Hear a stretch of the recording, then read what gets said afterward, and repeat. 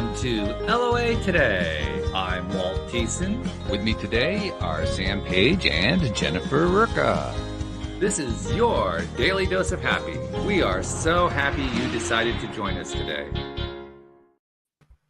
And the color of the day is green because we are joined today by a New York Times bestselling author whose book is called Gorgeously Green. Of course, that's not the only thing we're going to be talking about. We're going to talk about a lot of stuff. But I just wanted to put out word to everybody. If you don't have anything green, I actually don't, so I have to find something. But I have a green screen. How about that? I got a green screen behind me. That's pretty good. So today is green. Today's all about the green. And, if you don't have your green on, well, you're just not with the program. That's all there is to it. But no, Sophie Uliano is joining us today. And Sophie, first of all, thank you for joining us from Los Angeles, where I think it's a whole lot warmer than it is right here in Hartford, Connecticut. I hope it is, I would think. It is. Oh, yeah. That's good. That's a good thing. Yeah. So, and I think we just lost Sam for a minute. Oh, he's got audio problems, so he's going to reconnect. Okay. So while he's reconnecting, Sophie, give us like a little bit of biography. How did you get to the point where you decided to write your book? And I know that there's stuff that you've been through. So give us a feel for what has been in the life of Sophie Uliano. Oh, gosh. Well, thank you. Thrilled to be here. And please cut me off if I talk too much, because I really do mean that. We've been fairly warned. Yeah. You have full permission to interrupt, by the way. So let's see. So I think your question was kind of a little bit of kind of why I wrote my first book and how I got into it, I think. So really, I think like most of us, all roads led to, a certain time of our life where I felt a calling and a pull to do something, to share a message, basically. And the message that I wanted to share and communicate at that time, which was way back 2008 when I wrote my first book, or 2007 when I wrote it, was very much this wake-up call for really primarily for women, but to really motivate women to take care of themselves and the environment in a different way. And so understanding this was before, by the way, being green or sustainable or anything like that was trendy. It was so untrendy at the time. It wasn't even funny. It was like, if you were talking about kind of green living, you were thinking compost toilet, off the grid, slightly strange, weird people, that kind of deal. And so my mission at that time was like, I want to make this so fun and engaging and gorgeous and just, everybody just wants to do it. And so that's why I wrote my book, because I understood the connection between health. As a woman at the time, I had a very, small child, and I was a young mother. And I just understood the connection between our health and the environment. And honestly, that there is no separation. The two are so closely related. And so I became very, very passionate about that. That's very good. Very cool. And you'd also gone through some stuff of your own back when you first started having children. Tell us that story. Well, when I first had my daughter, I was when I was pregnant, actually. This was before the age of kind of too much Googling and searching and all of that business. It was, my daughter's 21 now. So we're talking like 21 years ago. It's just amazing, isn't it, to think how things have changed. It happens fast, right? Oh my gosh. And I just got the sense that something was off, that everything was not quite right. And particularly as a pregnant woman, when you become so hypersensitive to what's around you, what you're putting in your body and what's around you, I got the feeling that there's a few things that happen that I'm like, this is a little scary. And so I started researching in what little way you could at the time. And as I started uncovering and going down that rabbit hole, then really, I'm a researcher at heart. My passion is research. And that's really driven all of my books. And that research took me to a place where I really understood that we have this body burden, and that the body burden, our children, our babies are born with a body burden. There's really no getting away with it in this environment that we now live in, and really how can we minimize that? Okay. And it was motivated in part because of your own experience, but also in part because of the research you were doing. It sounds like it was a combination of the two. It was, because I think, like everything, when we understand something, right, and when we educate us, education is everything. It's just like, oh, what, really? Oh my, what? But and really, I was lucky, well, because when I was researching, and the kind of research I did, it was really before the kind of internet, the sort of information overload. So there weren't too many kind of crazy places to go with misinformation. It was really like you went to PubMed, you went to very credible sources of evidence-based science. So I was lucky that I didn't have those distractions. It was really, but I've always been that way. It's just like I'm very driven to get to the bottom of the evidence-based science as it pertains to pretty much everything.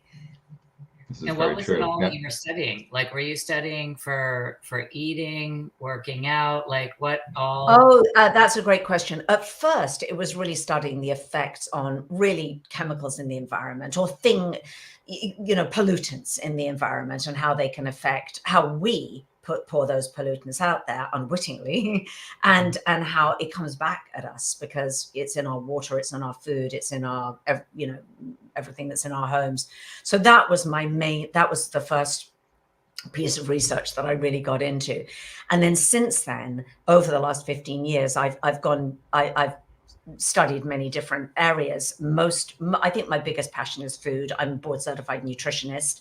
And so that's the area that I evolved into, that was the area that I really enjoy, because I love, teaching. I love teaching on how to get into optimal health and through nutrition. So do you even have recipes that you write about as well? Is it like? Oh yes, I've been writing recipes for years. I have a YouTube channel, and I have books and things like that with hundreds and hundreds of recipes. So I'm not a trained chef, but I'm definitely a very passionate cook, and I'm always doing recipe development, because I work with many clients, and so I'm always developing recipes, like how can we, and my recipes are always born out of how can we solve this problem.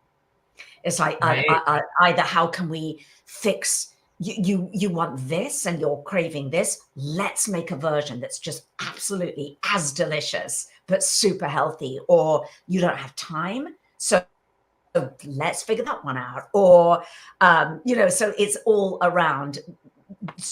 I come at everything with, there's a problem, let's solve it. And recipe development, I think, is, for me, is very much like that. Sounds odd, but that's it. And then very often, I mean, I love that. I think for all of us, that our seat of creativity, a beautiful seat of creativity always comes out of trying to figure out a challenge, right? So that's the same for me with recipes. And you're doing a 14-week program as well. I saw online you're doing, right? Yeah. Do you incorporate eating and everything? Like, what's it is? I mean, absolutely.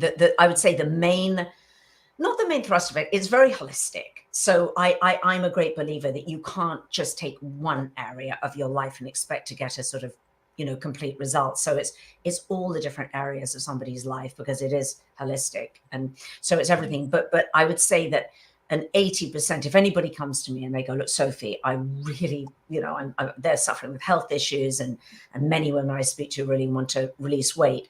The first very simplistic thing I would say is it is 80% of the heavy lifting is going to be your nutrition. Yeah. But I would say that even within that, it's all very well to say that, right? And then most people are like, oh, okay, but what? All right, you say that, and now what?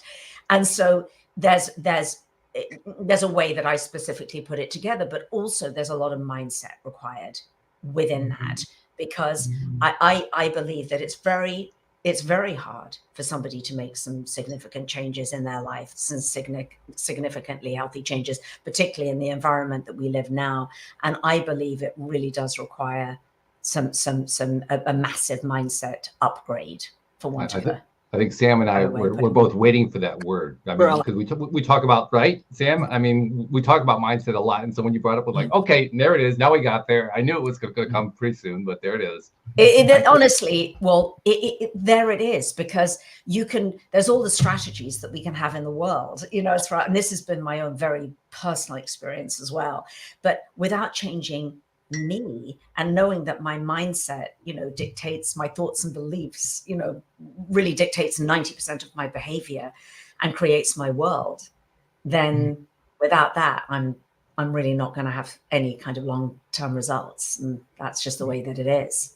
That's really key too, because until you recognize that the tendency is to want to look outside of ourselves and say, well, the problem is out there. I got to fix what's out there. Exactly. 100%. Here's the problem. It's the way that I'm eating, or I'm not exercising enough, or I'm doing the wrong recipes, or I'm, whatever it is. Again, as you said, it's just that's there. But wait a minute, let's really look at how you're creating that reality.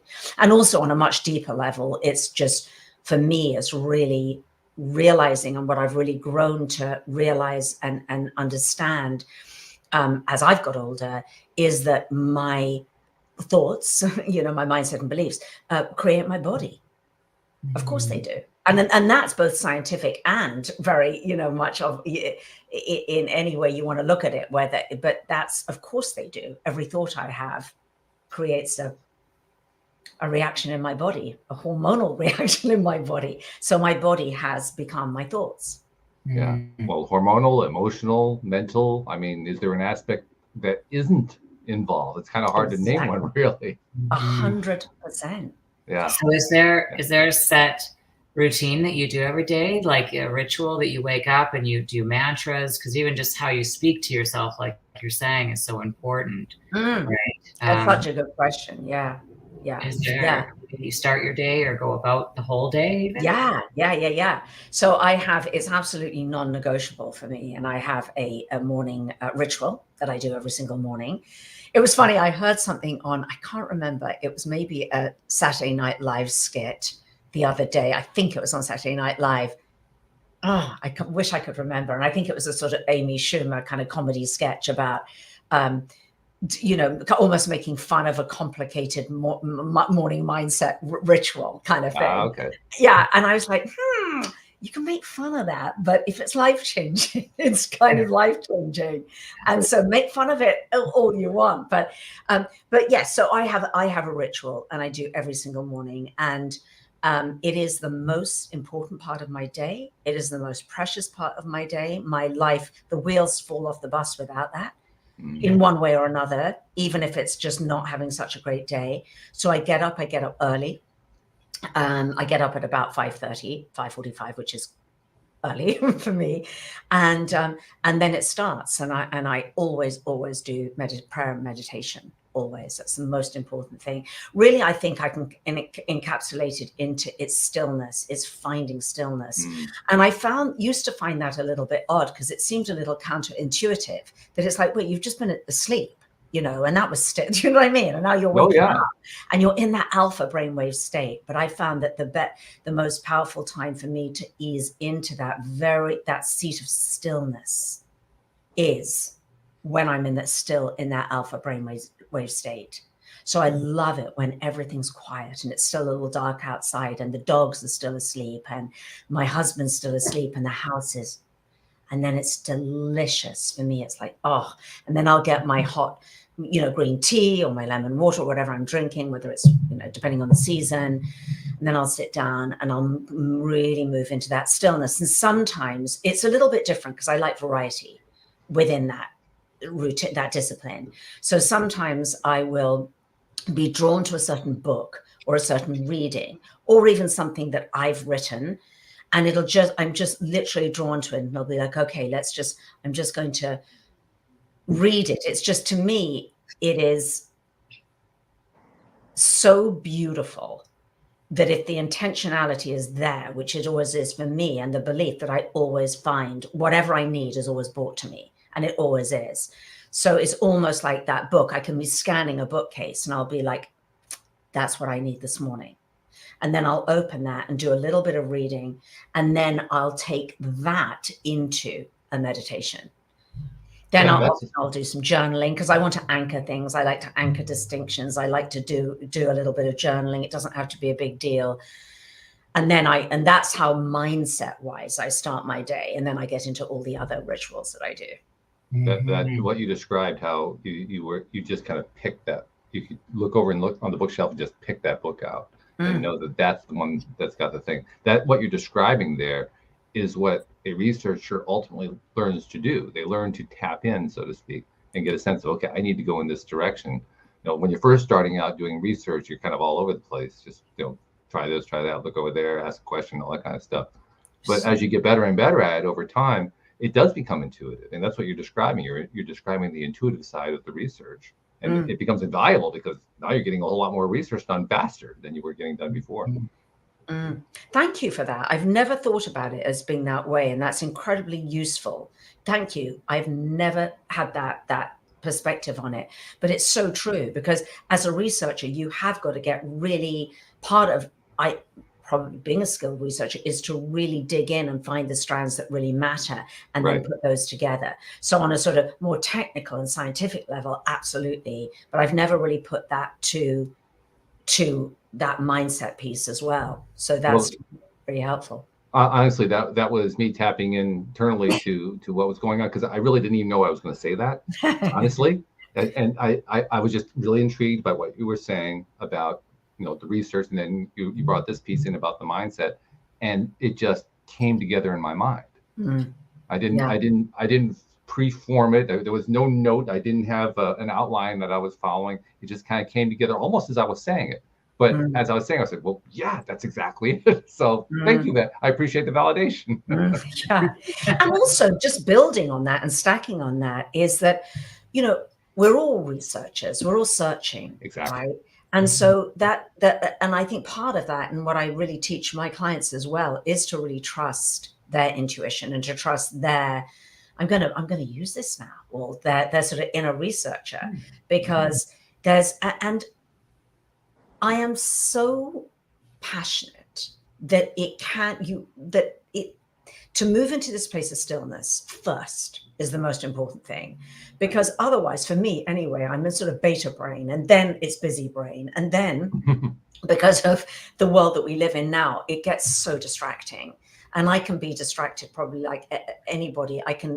It's addictive, the distractions, and so now, even more than ever, and I've seen this distraction addiction grow within myself over the last 10 years, but now even more so, it's even more important for me just to really dedicate that time, to whatever you will call it, spirit, God, higher self, quietness, silence, consciousness, whatever anybody wants to call it. I think we all know what that is, that we can only access in that place.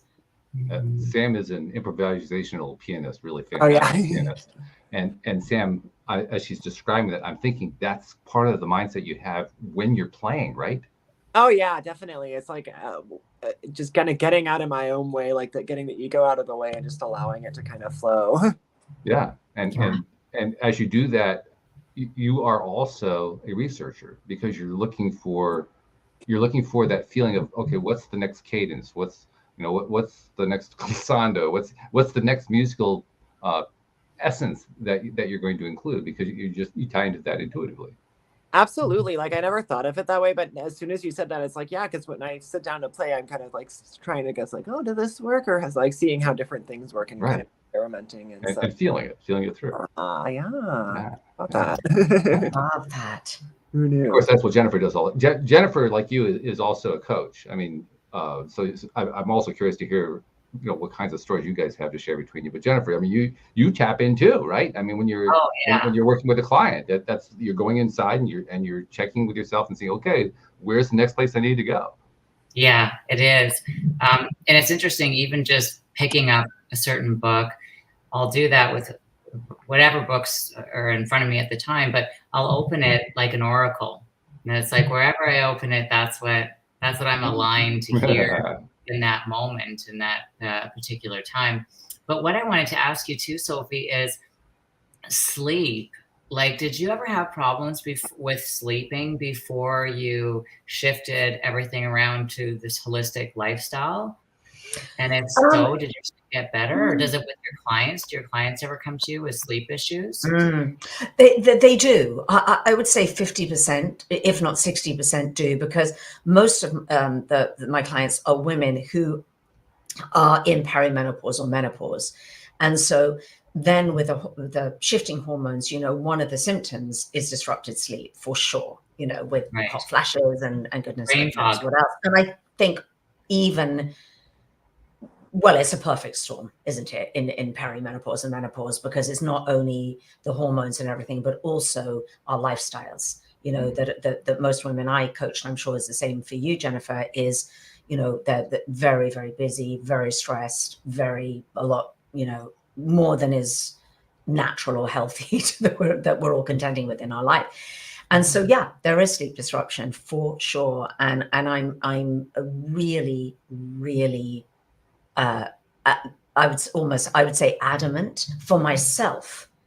And it's an invitation to my clients to really get that dialed in, because, and it's so interesting you brought that up, Jennifer, because without sleep, if you're in sleep debt, then the thing that I help women with most is with weight releasing unwanted pounds.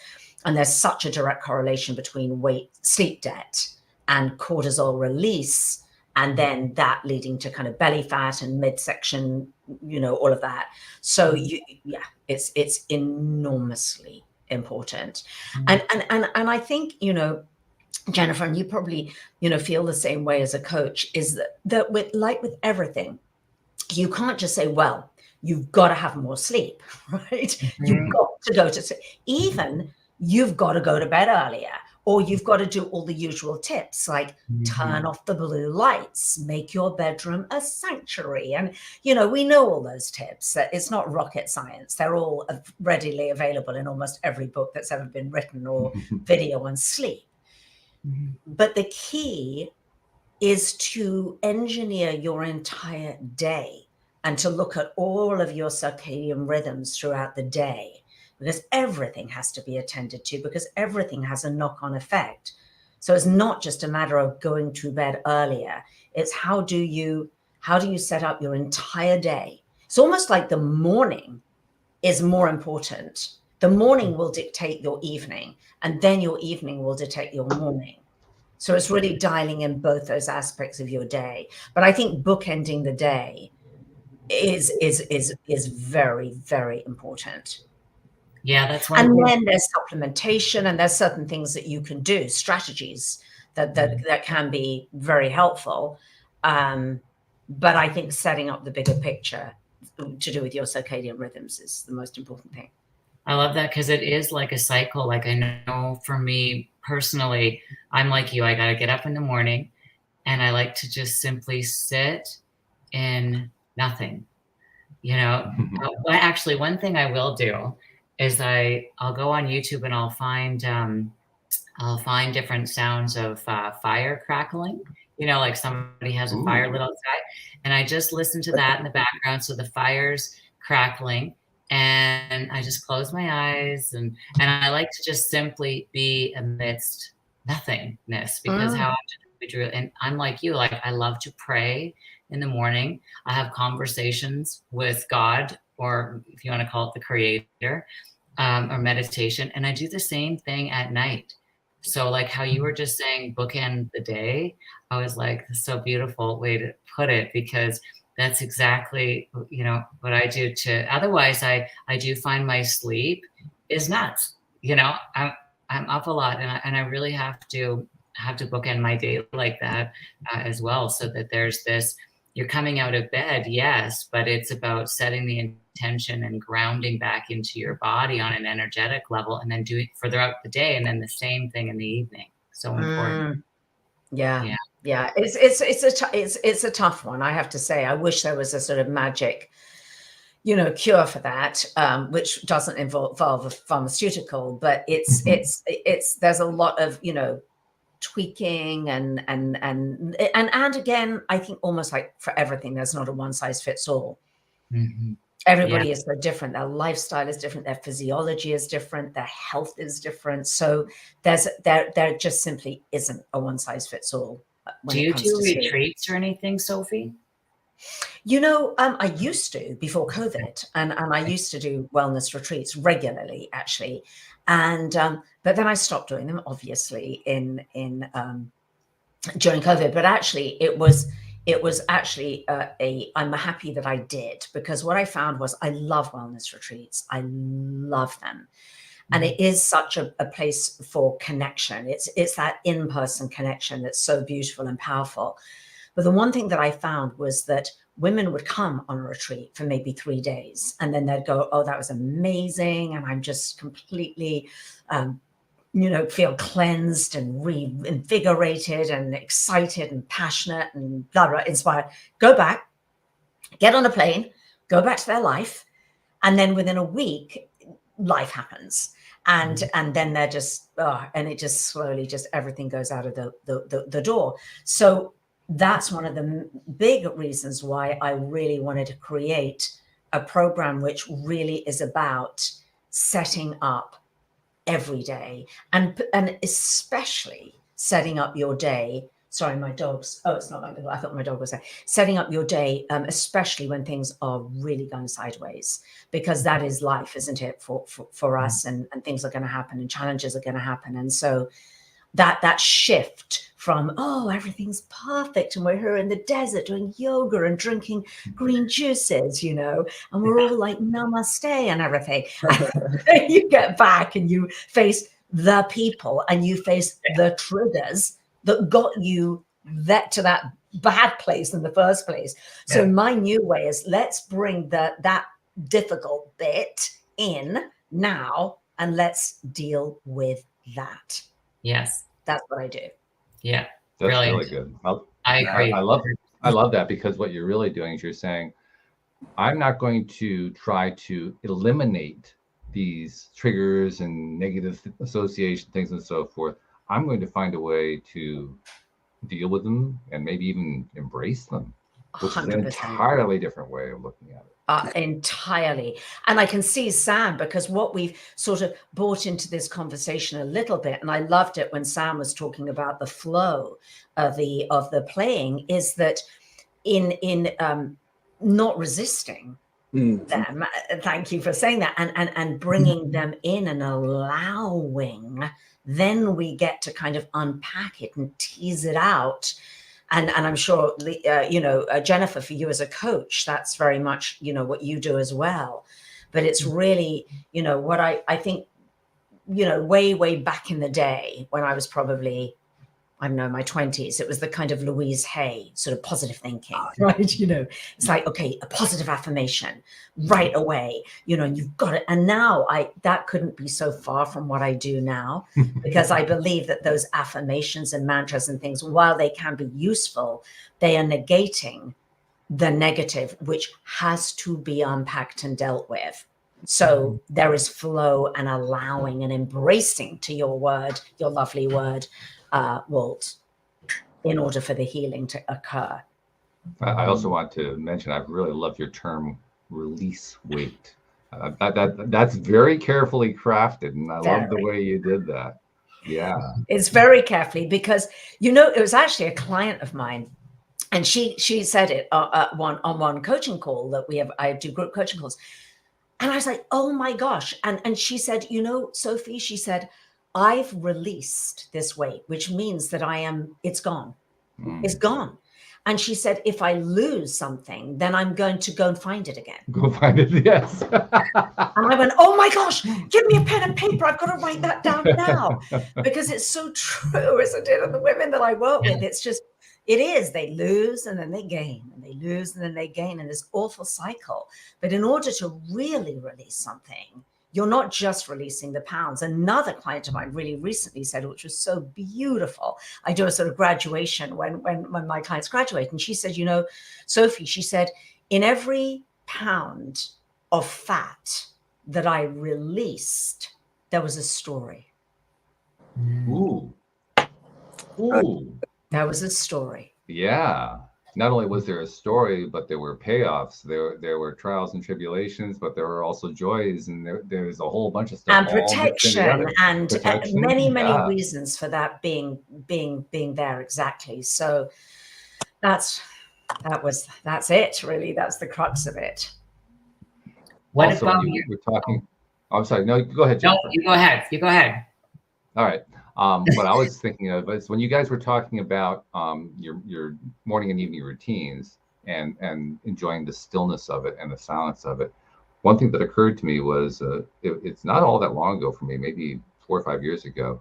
I had all kinds of chatter going on in my head, and it would happen from the moment that I woke up. Now, I know what I went through and what ultimately worked for me to eliminate that chatter, but I'm curious, first of all, did you have any kind of issues with chatter like that? And if you did, was it the meditation that helped you get rid of that, or was it some other activity? How did you get the chatter out of the way? Because until you get the chatter out of the way, it's not going to be quiet. Mm-mm. Well, you know, for me, the chatter is just a thing. And so I think my approach is not to try and get rid of it, but to actually observe it and listen to it and see it. And so I like to observe the chatter. I love to hear what it's saying. So, you know, we have a name for it. We give our that part of us in my program a name, because it's often that part of us, whether you want to call it the ego or the, you know, whatever it is, but it is that voice that will, you know, is not very kind a lot of the time. It's no kidding, really? Oh let's my goodness. be honest. And that chatterbox of mine, she does push-ups while I'm sleeping. So I can go to bed with this beautiful intention and affirmation and everything, and then wake up in the morning and first thought is like, it starts. And so for me, what I found, I think, well, I've been meditating for about 30 years. And so and you know, for those, you're all meditators here, I think. And so, you know how you sort of go through phases with meditation. Oh, yeah. And the only times that I've ever really found meditation unpleasant or struggle is when I go into that phase of any kind of shoulding. Like, I shouldn't be thinking, I should be able to be quiet now. I shouldn't be mad at this person. I shouldn't be, you know, or you know, whatever. And then it's just that then I get back to time and time again, that it's just beautiful just to sit in the stillness. And Jennifer, you mentioned it, the presence, and to just be in presence and to observe and watch and see what she's saying, because it's only by seeing what she's saying that I can actually see the ridiculousness of it, the lies, the you know, and always questioning. So what I want my clients to do is, you know, a very big part of the work we do together is becoming very aware. It's becoming super, super aware of that, because when you become aware of that, then you can really understand the stories you're telling yourself, and you can really understand the meaning that you're making about things. And it's only by being able to witness and observe that you can change it. So back to that thing of positive thinking. That's why I really do not believe, I found, that positive thinking, positive affirmations, or trying to get quiet and stop thinking, none of the above work. It just creates more resistance. Yeah. Interesting you say that. Yeah, because the method that I use to overcome it, although, like you said, you didn't try to overcome it, but I tried to overcome it. That was my approach. And I did it using mirror exercises, going back to Louise Hay. She's the one who advocated the whole idea of mirror exercises. And I've told the story many times. But ultimately, that did calm the voice and quiet it to the point where it virtually went away. And I realized why it was. It went away because it was really my own insecurity coming out. And the mirror exercises helped me build up my self-confidence. Well, once you build up your self-confidence, the insecurity kind of disappears. So for me, it was more just a case of the voice stopped torturing me because I felt better about myself. Can you describe, I'm very curious. One thing I just want to say is when you said that, your kitty cat just, I don't know if it's a boy or a girl, but put their little paw on your shoulder and gave you this little beautiful nudge. It was so sweet. But I'm curious, can you talk, I'd love to know what exactly specifically, how do you do the mirror exercises? Well, I've told this before, and I'll tell you how it started because it's my way of making it easier for everybody else to do it. My first day doing mirror exercises went something like this. I love you. Oh God, I can't do this. That was day one. Day two was a little tiny bit better than that. Day three was a little bit better. And after about a week of it, I was feeling a little more comfortable and like I could do it. And okay, I can handle this stuff. By around the second week, I couldn't tell you what it was, but there was something that was changing. By the end of the third week, I had a glimpse of what was changing. The voice hadn't stopped. It had gotten softer. The volume had decreased. And by day 28, it took me a while to recognize it. And I realized, wait a minute, where did the voice go? I was so used to it being around, I just kind of assumed it was always there. And that day it was gone. And it has since come back and gone and come back and gone. And it finally has over time gotten to the point where it's really just me talking with myself. It's not me torturing myself anymore. So because of that, I can now feel like if I want to have the voice, I can have the voice. If I don't want to have the voice, I don't have to have the voice. It's now my choice rather than my victimhood. That's so beautiful. So you actually say, I love you. You have a mantra where you're actually talking to yourself and saying, I through gritted teeth the first time. Yeah. Yeah. And it's almost, I don't know if you've read, I'm sure you've heard of, but read, it's Mel Robbins' book called, I think it's called The High Five. And what she does is sort of kind of version of that, which is hers is going to the mirror, I think every morning or evening or multiple times a day and literally giving yourself a high five. Okay. Which is great because we don't, a big part of what I do with my, work on with my clients is really celebrating yourself, because it's so embarrassing and awful and nobody wants to do it. As you said, it's like, and yet I always say to my clients, if you don't celebrate the small wins, you won't have big wins to celebrate. It's true. So it's just those little, but I love that you shared that. That's just so fun. And that you get a choice.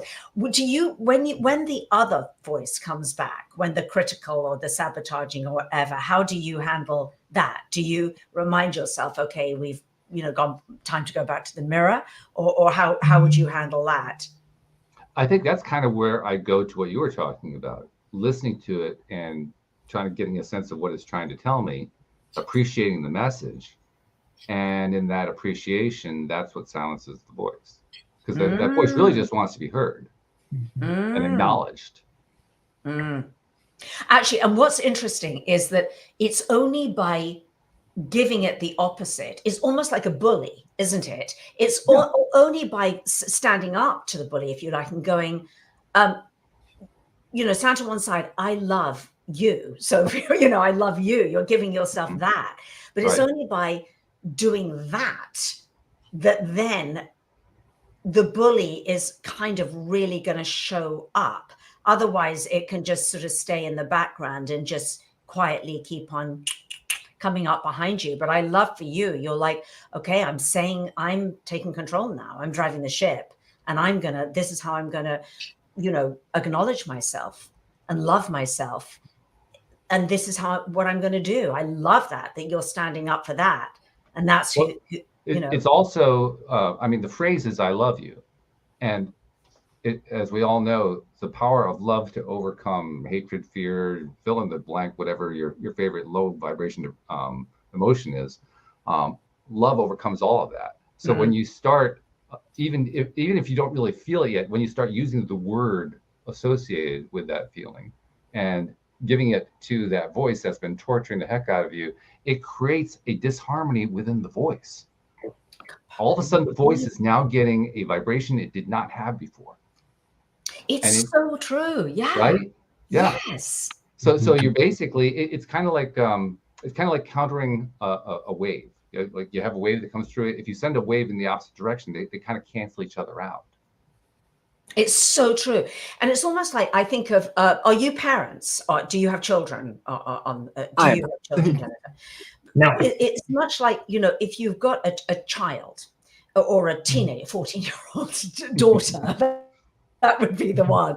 But you've got that voice that's saying this and this and this, and I, little children and I hate you, mommy, and blah, blah, blah, blah, blah.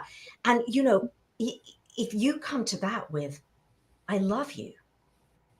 I love you. I hear you. And I love you. And you're just validating and loving, then just as you've said, that voice gets discordant. It does. It sort of, it's like it is a discord. It can only go on so long. And that's really what it is. And yet, because I talk so much about how we parent ourselves, whereas if that voice within, we're like, you shouldn't feel that way. You should be really positive. You should never talk to yourself like that. It's like saying that to a child, and they're going to just argue with you. But as you said, you just come to that with absolute love. Yeah. It's beautiful.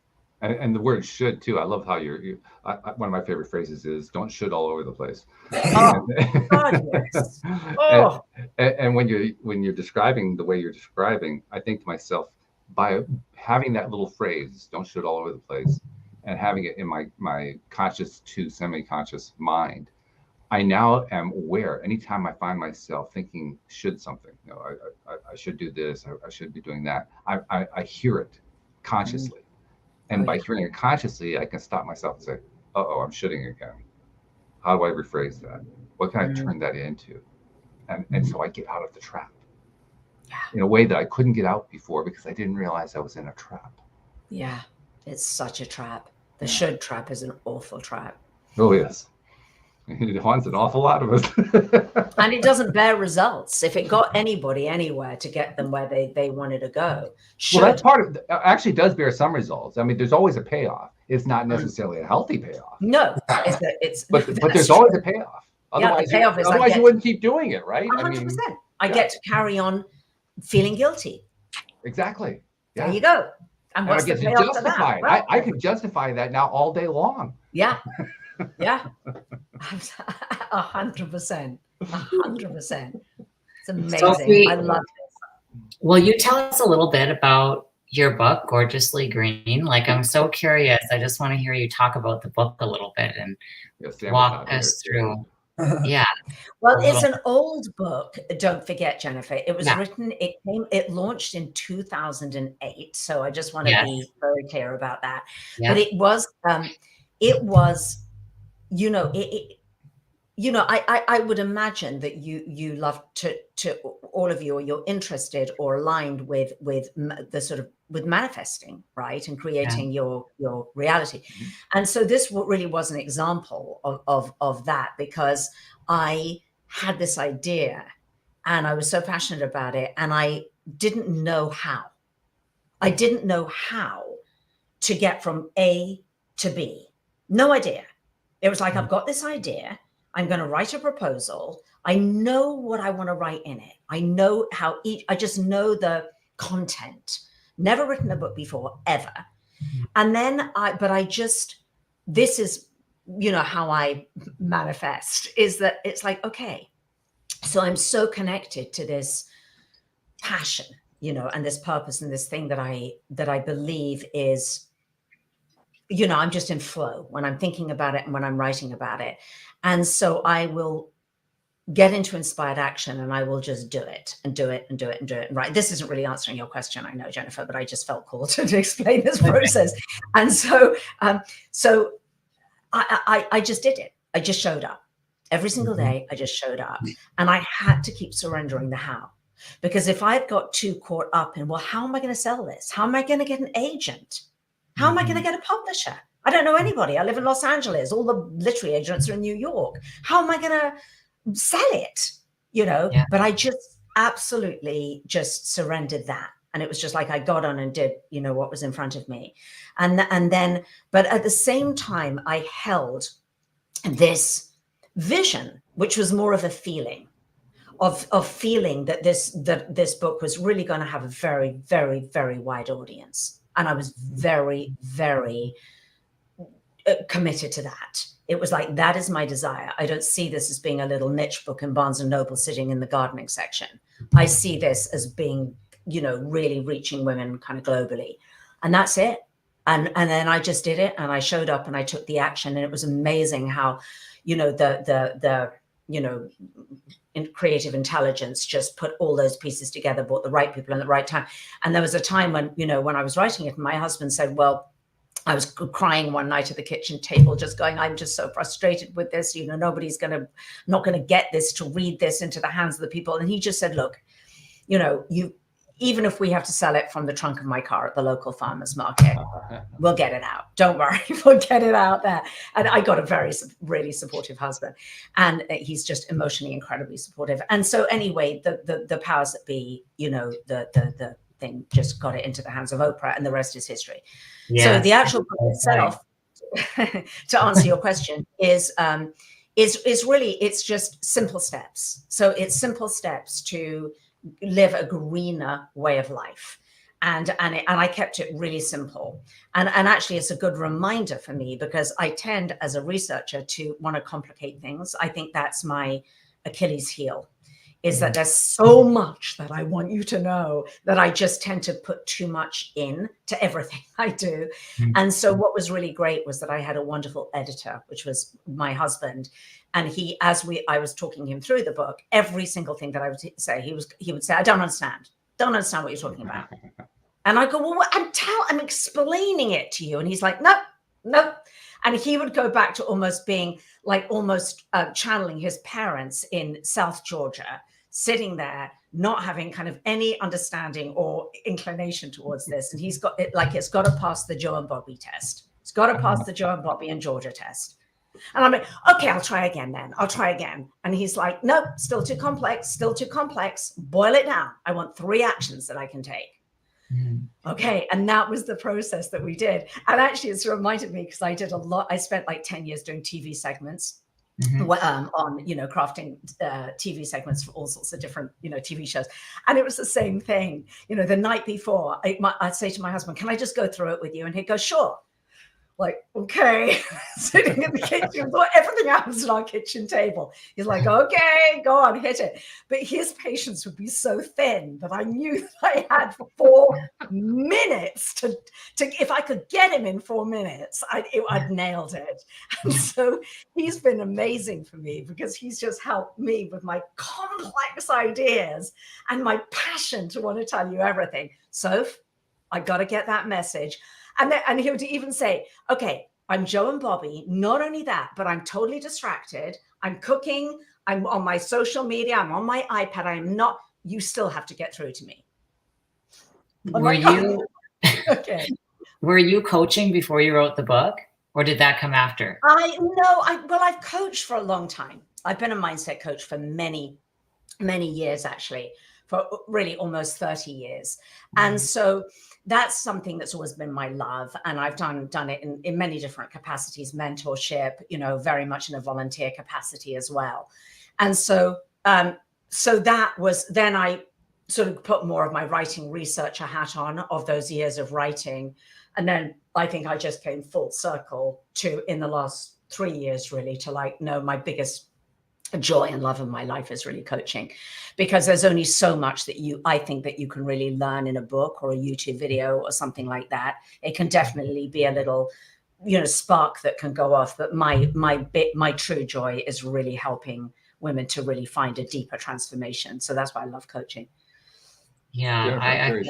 What's your driving factor with coaching? What is it that you love that just makes you say, yeah, this is what I really enjoy doing? I think it's that I love to see the shift. I love to experience and see or facilitate, because it really is not, you know, I can't drive that. I mean, you know, we're there as a in coaching, because it's interesting, because I sort of almost wear two different hats, because I have my consultant hat, which is my nutritional consultant, and then there's my coaching hat. And they're two very, very different hats to wear, even within one session with a client. So the nutritional coaching is obviously, here's what needs to happen and here's what you need to do. But then coaching is really sitting back and really listening. And as we've all spoken about today, and Jennifer, you mentioned, is getting that hunch, getting that inspiration, which I believe can only really arise through being very present. And it's being very present with another human being, so present that you can hear something or see something that they can't.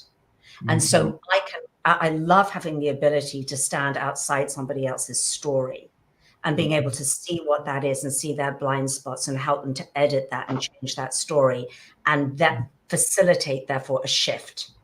And that's really what I love to do more than anything else in the world. Yeah, me too. Does that sound familiar, Jennifer? Yes, 100%. Yeah, and I was just saying with a girlfriend yesterday, when there was a moment where a client of mine had an epiphany, and I energetically stall programs, so to speak. So I work on distant healing level, and then I also psychologically help clients process what's happening as I'm doing it. But there was a moment yesterday where that client had a breakthrough, and I get so happy. Like, it's like I win the lottery. I'm like, yes, I won the lottery every time. And so as you're talking, like, that's my cup of, to use your word, Walt, love, every day is when I do have those breakthroughs with clients. There's nothing that feels better to me. So that's when I know that I'm in alignment with my purpose and doing what I'm supposed to be doing here at this time anyways. I'm not a fortune teller, but at this time anyways. So yeah, that's so true. And I think also because I always have mentors and coaches, I always have had since I was, since I was in my late teens. And those mentors and coaches, and the right one comes in at the right time, and they have dramatically shifted and shaped my life and given me those paradigm shifts when I needed them along the way. And I still get coached, because I really believe that unless I'm participating in that part of my journey of evolving, then it's really hard to give that away to somebody else. So as you were talking, Jennifer, I was thinking, yeah, it's so true. It's loving seeing the shift in a client. But I think my ability to do that is because I experience those shifts within myself and have to, because I've never got it down. Never have I got it down. Never have I realized. Never have I figured it out, ever. I'm just figuring it out. I feel really in alignment with you, because even in my book, I write about how I travel all over the world, still do, to find different healers and energy workers and coaches, because we never get it done. We never finish learning anything. So there's always more layers to peel back and to expose and to become raw and to keep educating ourselves, and 100%. So I'm 45 now, and I was looking at your website, and it's like you coach women over 45. And I'm like, okay, I fit into Sophie's bracket. I very soon. I just hit that age. So yeah, you're so beautiful. I mean, you'll be in every way. You're just just beautiful inside and out. Oh, thank you, Sophie. Sam, I want to ask Sam, because when we were talking about, or specifically Sophie, when you were talking about how you've always had mentors and coaches in your life, and I know some of the coaches and mentors that have been in Sam's life, but Sam, do you find yourself relying on coaches and mentors as you journey through your life? In the past, like up until this point, I have definitely felt like I have, but currently I, in a way, could be relying on them more, because there's a program that I'm in that has coachings each month, and I kind of forget to use them. But it's nice to have the resources available as they are. So kind of yes and no. Yeah, it's easy to skip the coaching part, skip the mentoring part, right? You need to set a little timer in your phone, Sam. It goes off on your calendar in your phone, so it's going off to remind you. Yeah. The hour before the appointment. Right. Yeah, I just keep forgetting to schedule them. It's like, because it's on us to schedule them, and I'm like, okay, great, I'll do it. And then it's like, oh wait, all of a sudden it's the next month. So I guess what you got to do is you have to take the phone to schedule a time for you to schedule things on your phone. Exactly. So you can... one notification to schedule, another for when it is scheduled, and it's that's right. Yeah. Yeah. But my point is that it's very easy to forget this part. I mean, I'm really very grateful for the fact that I've been doing the show all these years, because I get wonderful people like Sophie and Jennifer and Sam on my podcast, and I learn from all these great people coming through. So it's kind of like built in. But before I did the podcast, I didn't really rely on mentors or coaches either. And I think there are a lot of people who fall into that category, and unless you've got the habit going, that's just another habit you gotta kind of, push it along a little bit before you get it going. I mean, Sophie, you talked about how you've had it all your life. That all sounds easier. It's like, it's always been there. Well, yeah, but I think the danger is always when I can slip into the mindset of I've got it figured out mindset. And so for me, it's always, it's a much more,